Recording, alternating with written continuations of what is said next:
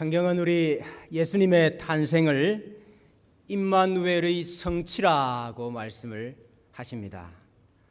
마태복음 1장 22절 말씀에 이 모든 일이 된 것은 주께서 선지자로 하신 말씀을 이루려 하심이니 이르시되 보라 처녀가 잉태하여 아들을 낳을 것이요 그의 이름을 임마누엘이라 하리라 하셨으니 이를 번역한즉 하나님이 우리와 함께 계시다 함이라 그랬습니다.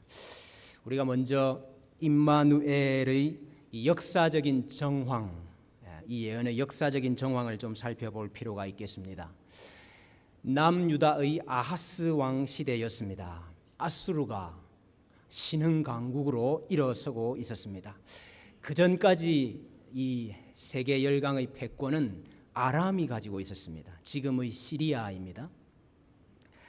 근데 이제 신흥 강국으로 아수르가 등장하게 된 것입니다. 아수르가 이렇게 점점 세력을 확장하니까 위협을 느낀 아람이 북이스라엘과 손을 잡고 또 여러 작은 해안 국가들과 손을 잡고 이 아수르를 대항하는 반아수르 동맹을 만들게 됩니다. 그런데 이 남유다는 이 반아수르 동맹에 가담하지를 않습니다. 그러니까 아람과 북이스라엘이 화가 났습니다. 그래서 남유다를 침공하게 되었습니다. 그래서 유다의 수도였던 예루살렘은 겨우겨우 지켜낼 수가 있었습니다마는 그러나 군사 12만 명이 전사를 하고 20만 명이 포로로 사로잡혀가는 아주 끔찍한 전쟁을 치르게 되었습니다. 그래서 이제 조금 회복을 할까 하는데 또다시 아람과 북이스라엘 연합군이 침공을 하려고 계획을 하고 있습니다. 그래서 이 소식을 들은 왕과 백성들의 마음이 숲이 바람에 흔들리는 것처럼 흔들렸다고 했습니다. 참으로 나라가 풍전등화의 상황에 처한 것입니다. 이때 남유다의 왕이었던 이 아하스가 어디에 있었는고 하니까 윗못 수도 끝 세탁자의 밭 큰 길가에 있었다 이렇게 되어 있습니다.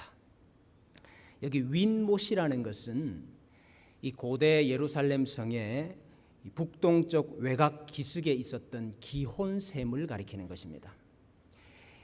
이 기혼샘은 예루살렘 거민들에게 가장 중요한 물 공급지였습니다. 그래서 사람들이 이 샘에 가서 식수도 기르고 또 남은 물은 수로를 따라서 이렇게 아랫못인 윗못은 기혼샘이고 아랫못인 실로아, 이 신약 성경에는 실로암이라 되어 있죠. 실로암으로 이렇게 수로를 따라 흐릅니다. 그러면 그 사이에서 흐르는 길목에서 아낙네들이 빨래도 하고 세탁도 하고 하는 곳이 바로 이곳이었습니다. 근데 아하스가 이곳에 내려가 있어요. 왠고하니까 이 기혼샘에서 나는 물을 예루살렘 성 안으로 끌어들이기 위해서 수로 공사를 하고 있었습니다. 이 전쟁으로 인해서 성이 포위가 되면은 물이 끊어지면 말입니다. 그러면 이 전쟁에서 버틸 수가 없지 않습니까? 그래서 성이 포위가 되더라도 이 물을 공급받을 수 있도록 하기 위해서 기혼샘에서부터 이 실로암까지 수로 공사를 지금 하고 있는 중이었습니다. 그래서 이 물을 끓여들이는 이 수로 공사가 아하스 때 시작을 해가지고 최종적으로 완성되는 것은 그의 아들이었던 히스기야 때 완성이 됩니다. 그래서 여러분 이 히스기야 때 완성했던 이 수로가 아직까지 예루살렘에 남아 있습니다.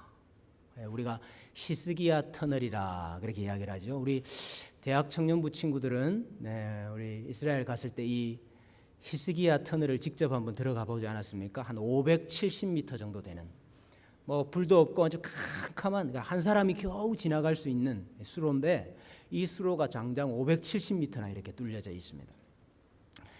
그래서 그 수로를 따라서 나오니까 제일 마지막에 뭐가 나왔죠? 이 가본 사람이 어디 있나? 네, 제일 마지막에 나오면은 실로암 못이 나와요. 실로암 샘으로 이렇게 통과가 되도록 되어 있습니다.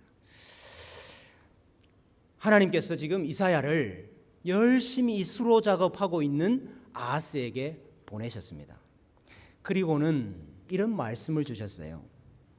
아람 왕 르신과 북이스라엘 왕 베가가 동맹을 맺어서 너희를 침입하려고 하지만은 그 둘은 연기나는 두 부지깽이 그루터기에 불과하다.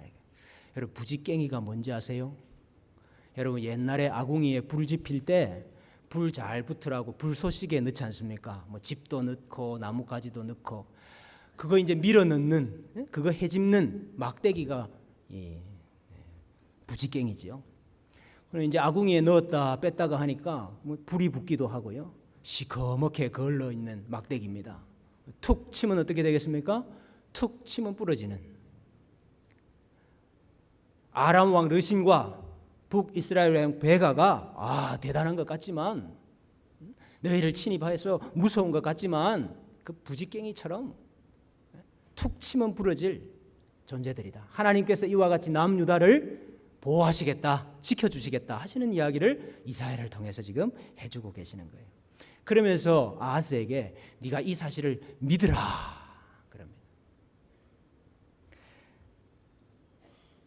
너무 강해 보여서, 너무 무서워서 믿지를 못하겠느냐? 그러면 네가 믿을 수 있도록 내가 무슨 표라도 주겠다. 그러니 너는 무엇이든지 징조를 구하라 그랬습니다. 하나님의 약속을 믿기가 어려우면은 내가 믿을 수 있도록, 네가 믿을 수 있도록 뭐라도 구하면은 내가 이루어 줄 테니까 한번 구해봐라. 그렇게 이야기를 하셨어요. 깊은 데에서든지 높은 데에서든지 구하라. 깊은 데에서 구하라 이 말은 뭐 땅 밑에서부터 물이 솟아나오는 징표를 주십시오. 그럼 내가 그것도 해주겠다 이 말입니다. 높은 데에서 구하라. 여호수아 시대처럼 저 태양이 중천에 머물게 해주십시오. 그렇게 해도 내가 해주겠다 이 말입니다. 무엇이든지 내가 네 믿음이 생길 수 있다면은 기꺼이 징표를 주겠다 이렇게 말씀을 하십니다. 그런데 아하스는 나는 징조를 구하지 않겠습니다 이렇게 이야기를 해요. 나는 여호와를 시험하지 아니하겠나이다. 굉장히 그 신앙적인 말 같지만은 사실은 나는 믿지 않겠습니다 그 말입니다. 하나님 약속 신뢰할 수가 없습니다 그 말입니다. 하나님 말씀 그 필요 없습니다 이 말입니다. 그도 그럴 것이 이 아하스라는 왕은요 20살에 왕이 되었는데, 왕이 되고 난 다음에 이방 사람들의 가증한 일들을 다 본받아서 행했던 왕이었습니다. 그래서 세상에 자기 자녀를 몰렉 신에게 태워서, 산채로 태워서 제물로 바쳤던 왕이었습니다. 여러분, 저 짐승 모양을 하고 있는 큰 화로가 있는데 그 짐승 주둥이 모양이 그 입구예요, 입구. 그 입구에 자기 아들을 산채로 집어 던지는 겁니다. 그래서 그 몰렉 신에게 제사를 드렸던 왕이에요. 다른 나라 가보니까 크고 좋은 제단이 보여요. 그래서 그 제단 모양을 그대로 본따 가지고 예루살렘 성전에 그 제단을 세워놓고 분향했던 사람이 이 아하스 왕이었습니다. 그러니까 나는 징조를 구하지 않겠습니다. 왜? 아수르가 우리를 도와주기로 약조를 했고, 또 이 수로 공사도 이렇게 잘 진행이 되고 있는데 굳이 선지자가 찾아와서 뭐 하나님의 약속을 믿으라, 하나님의 말씀을 믿으라, 나는 그거 필요 없어 이 말입니다. 너나 잘하세요 이런 거죠. 아수르의 도움을 의지하고 수로 공사나 잘 하는 것이 하나님 의지하는 것보다 더 낫다 이렇게 판단을 한 것입니다. 참 우리도 이런 모습이 얼마나 많은지 몰라요. 우리도 우리 마음에 하나님 두기를 싫어할 때가 많습니다. 우리도 하나님 신뢰하지 못할 때가 많습니다. 오히려 이 세상에 능력 있는 사람들, 이 세상에 잘 나가는 사람들, 이 세상에 힘 있는 사람들, 돈 많은 사람들 의지하고 싶지 하나님 의지하는 거 이거 쉽지 않은 때가 많습니다. 아니, 아하스가 나는 안 믿겠어. 나는 징조 구할 필요도 없어. 아니, 그러면 하나님께서 너 믿지 않으니까 국물도 없다, 이렇게 말씀을 하셔야 될 것 같은데, 근데 오늘 하나님께서 친히 징조를 주시고 계십니다. 믿지도 않고 징조 주실 필요도 없습니다, 이렇게 말하는데 하나님께서 친히 징조를 주고 계십니다.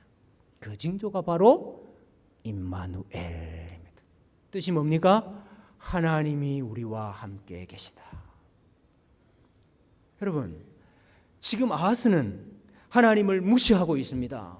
하나님 믿지 않고 있습니다. 그러면 내가 너희를 다 떠날 것이다, 이런 징조를 주시고 이런 예언을 하셔야 되는데, 그럼에도 불구하고 하나님께서 너희와 함께 하신다 하는 징조를 주고 계시는 거예요.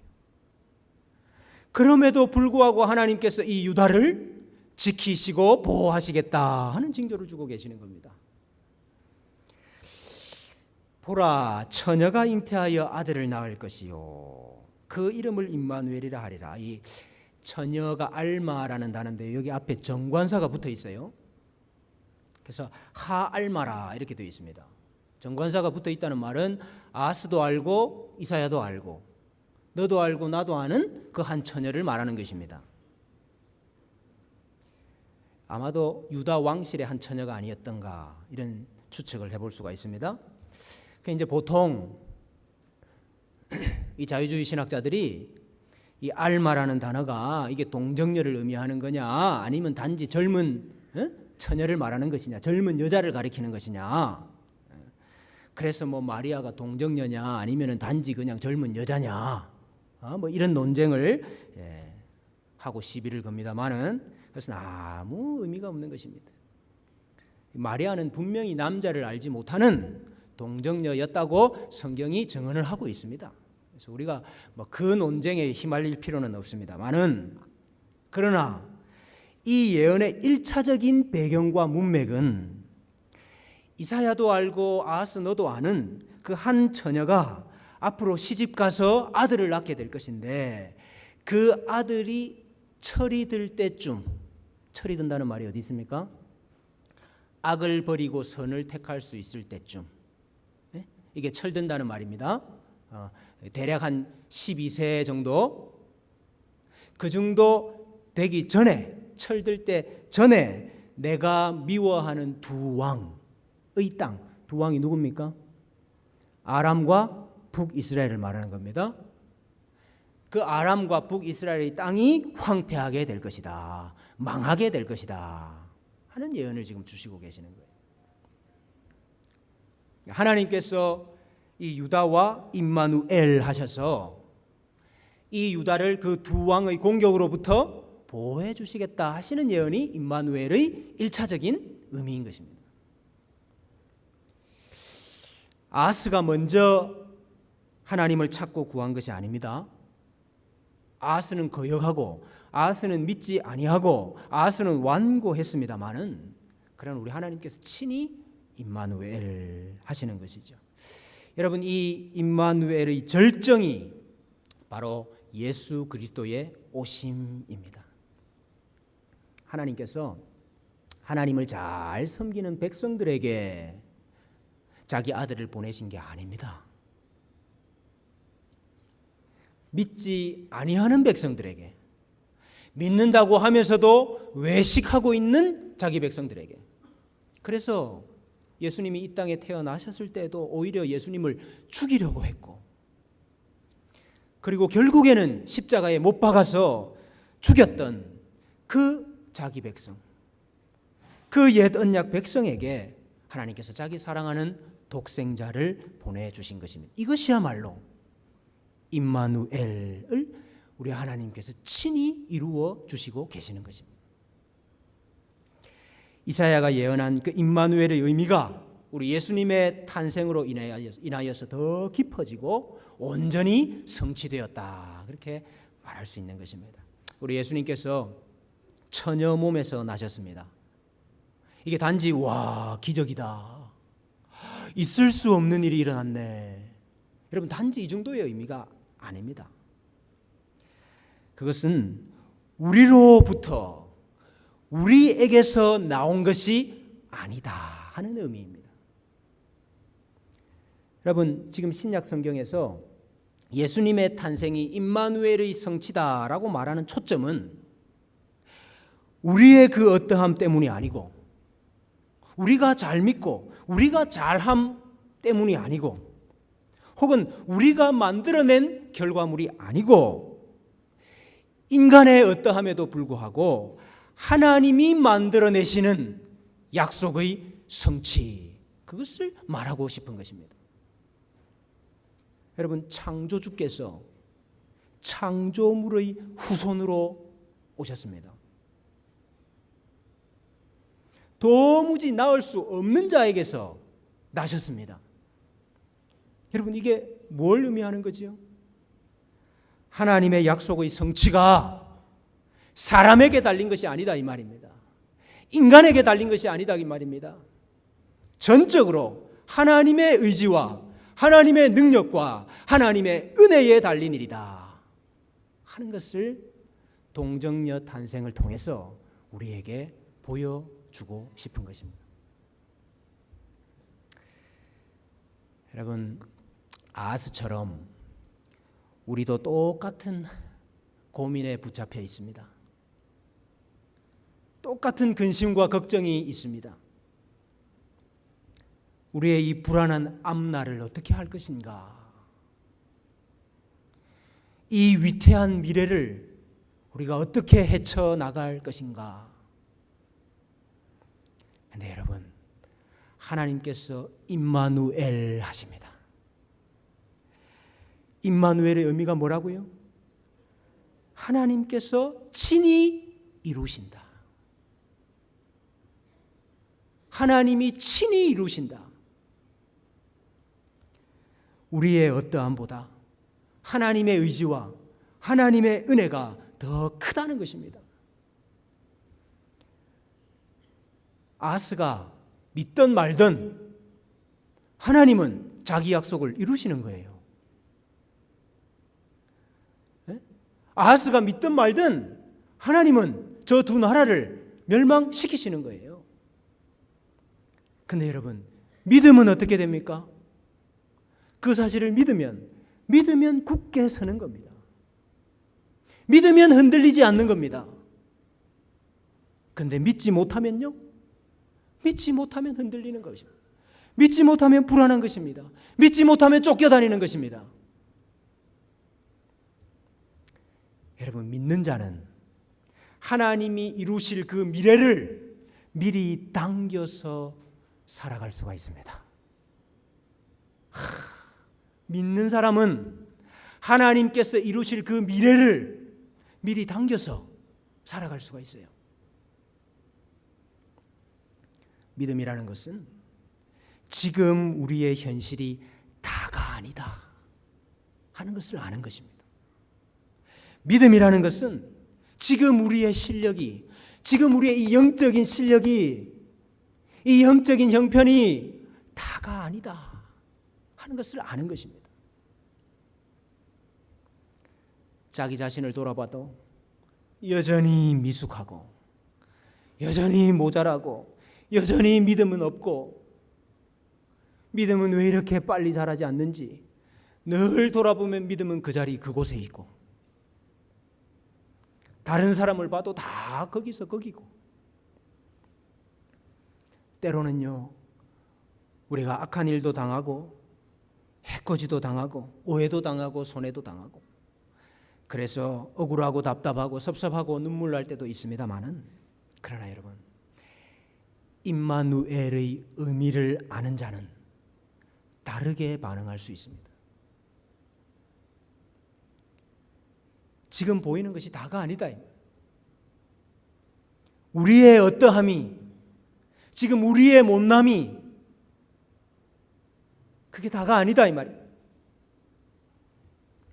하나님의 의지와 능력과 은혜가 더 큰 것이고, 하나님께서 반드시 결국은 이루실 것이고 성취하실 것이다 하는 것을 믿는 사람만이 이 모든 형편을 다르게 보고 다르게 반응할 수 있다 이 말입니다. 그래서 악인을 만난다 할지라도 너는 아하스 하세요. 나는 이사야 할게요. 에?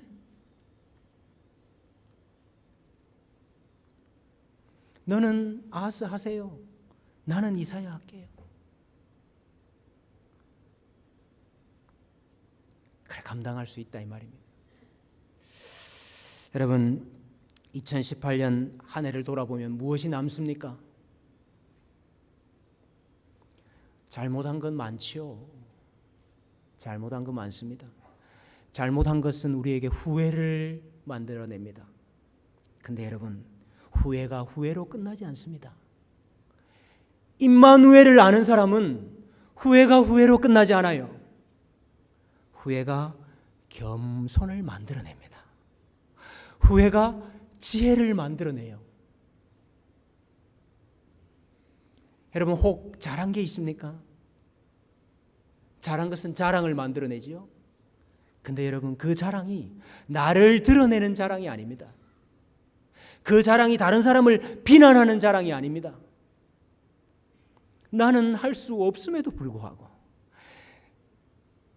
나는 이러함에도 불구하고 하나님이 하셨습니다 하는 자랑이 되는 거예요. 하나님께서 하나님의 뜻대로 하나님의 의지대로 하나님의 목적대로 일하고 계시고 성취하실 것이라 하는 것을 믿는 자들에게는 후회도 유익이 되고 자랑도 하나님께 영광이 되는 것입니다. 여러분 임마누엘은 하나님의 그럼에도 불구하고의 사랑입니다. 임마누엘은 하나님의 무조건적인 은혜입니다. 성탄절은 임마누엘의 이 은혜와 이 사랑이 우리에게 나타나신 날입니다. 한 해를 마무리하는 우리 주님의 교회 성도 여러분, 임마누엘의 그럼에도 불구하고 이 사랑이 우리 가운데 가득하시기를 축복합니다. 이제 2019년 새해를 앞둔 우리 사랑하는 주님의 교회 성도 여러분, 임마누엘의 무조건적인 은혜가 우리 가운데 넘칠 줄로 믿습니다. 여러분 그 은혜 안에서 그 사랑 안에서 담대하십시오. 믿고 의지하십시오. 기다리십시오. 관용하십시오. 하나님께서 반드시 이루실 것입니다. 우리 옆에 분들과 함께 한번 이 인사를 나누십시다. 하나님이 우리와 함께 하십니다. 임마누엘의 복이 우리 모두에게 가득하시기를 주님의 이름으로 축복합니다.